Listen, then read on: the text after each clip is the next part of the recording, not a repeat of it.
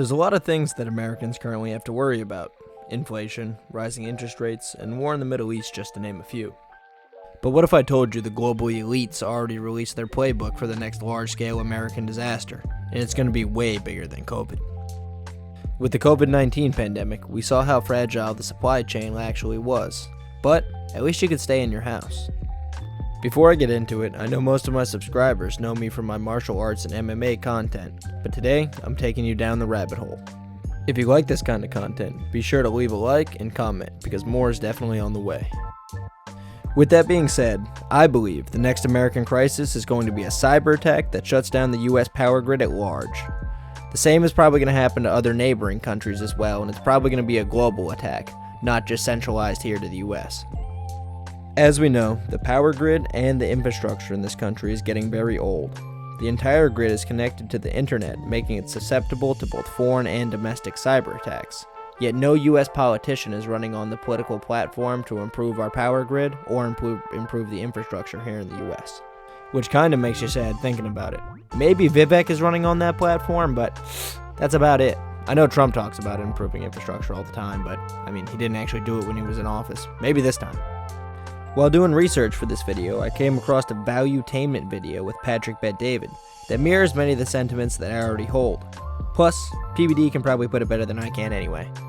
So let me give you our score on how good we're doing with power energy system. The American Society of Civil Engineers, which gave the U.S. energy system a C- on great on its 2021 infrastructure report card, said that the grid investment trends will eventually lead to a funding gap of almost $200 billion in 2029. And also in 2021, threat assessment from the Office of the Director of National Intelligence stated that Russia, China, Iran, and North Korea have the capability to cause harm to the energy grid. What? Also at the same time, the Energy Secretary Jennifer Granholm confirmed that America's adversaries possess the capability to shut down the grid. What? We're going to talk about that today.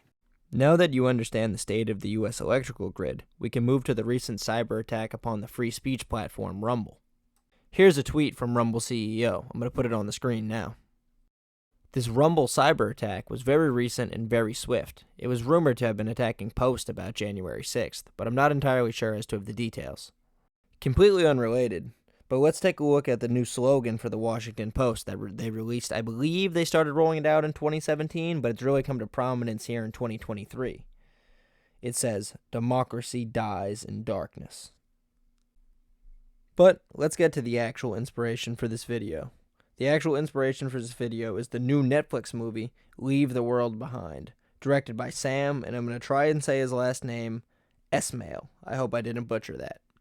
As I'm sure you guys can predict, in the movie, there's a widespread cyber attack that takes out the entire US power grid.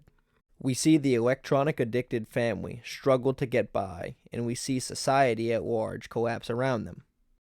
This sounds like a typical Hollywood movie plot.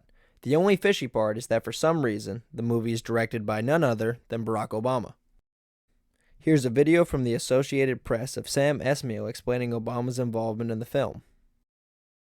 President Obama, obviously, outside of being one of the most brilliant minds on the planet, he's actually a huge movie lover.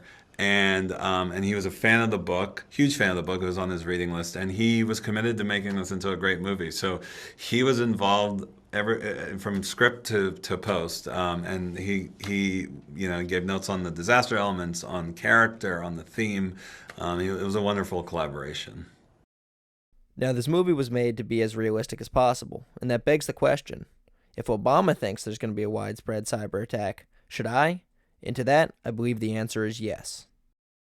Furthermore, the movie mentions and even jokes about secret societies and quote-unquote evil cabals quite often. It really makes you question why these elements were included if the goal was to make a movie about a realistic situation. On top of that, I believe there are many elements of controlled division in the movie, primarily themes that involve racial division. And not to sound like a basket case, but there's demonic and Illuminati symbolism all over the movie. I would recommend watching it for yourself and then watching a YouTube video that breaks it all down, but I counted 666 at least 3 times. Not only that, the movie tends to play Joey Badass, who has a lot of Illuminati and demonic symbolism inside his music. I believe this movie could be construed as almost a textbook definition of predictive programming. For those who aren't familiar with the term, it's essentially telling the population what you're going to do before you do it. However, many people believe predictive programming is part of the religion of the global elites. They have to tell you what they're going to do before they do it.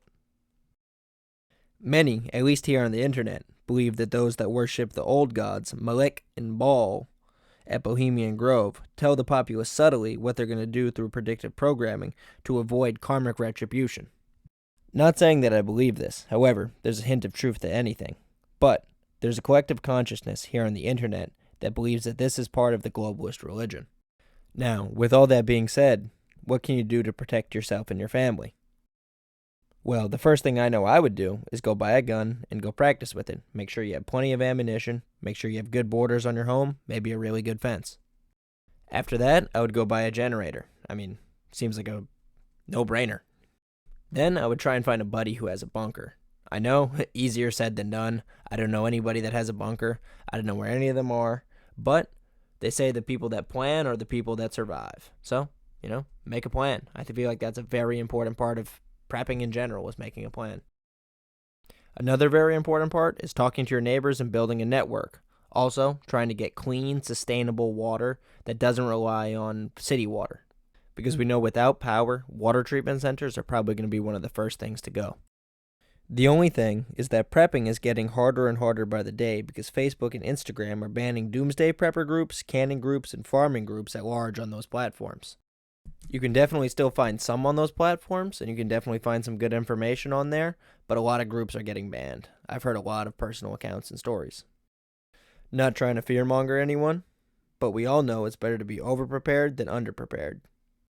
And even if nothing ends up happening, you'll just be prepared for the next hurricane or natural disaster.